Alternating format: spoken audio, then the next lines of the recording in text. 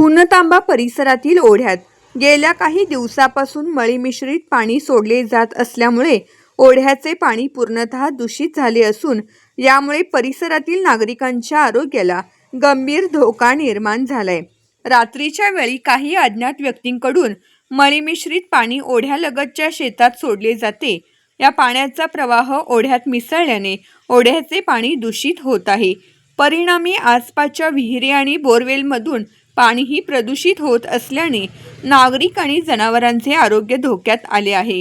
विशेष म्हणजे या ओढ्याचे पाणी पुढे गोदावरी नदीत मिसळत असल्याने गावाला देखील प्रदूषित पाण्याचा पुरवठा होण्याचा धोका त्यामुळे निर्माण झालाय। भास्कर मोटकर यांनी या प्रकरणाबाबत मुख्यमंत्री कार्यालयास मेल देखील केला आहे।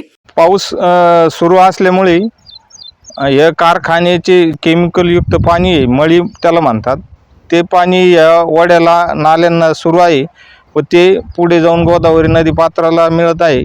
त्या ठिकाणी पुणतांबा पुरणगाव या परिसरातील पाणी पुरवठ्याच्या विहिरी सुद्धा आहे।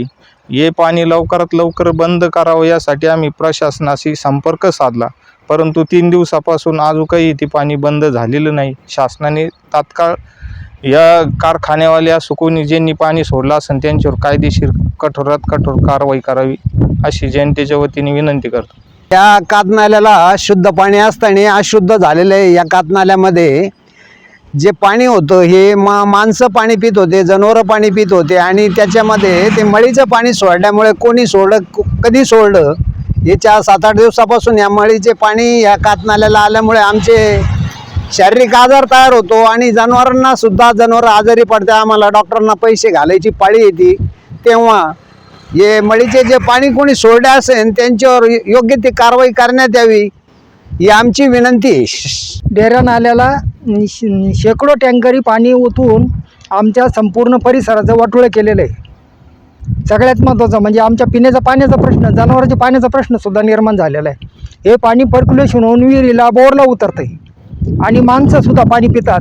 अशा परिस्थितीमध्ये हे पाणी जर प्यायचं म्हटल्यानंतर आणि जनावरांनी प्यायचं म्हटल्यानंतर ते रोगराई पसरणार आहे की नाही, असं आहे ना। आणि तेच पाणी गोदावरीला जातं आहे। आज प्रत्यक्ष इतकं काळं झालेलं आहे पाणी की त्या पाण्यामध्ये कुत्रे जनावरं जाऊ शकत नाही।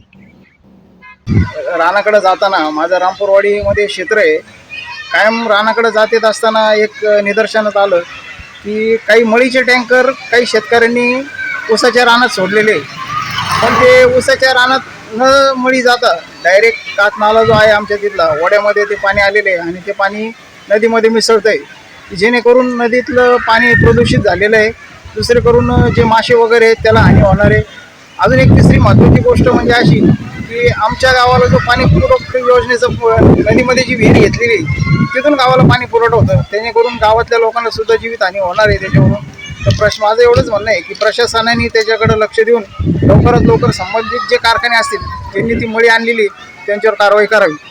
या प्रकारामुळे ग्रामस्थांमध्ये तीव्र नाराजी व्यक्त होत असून संबंधित प्रकरणाची शासनाने तात्काळ दखल घेऊन संबंधितांवर कडक कारवाई करावी अशी मागणी ग्रामस्थांकडून करण्यात येते।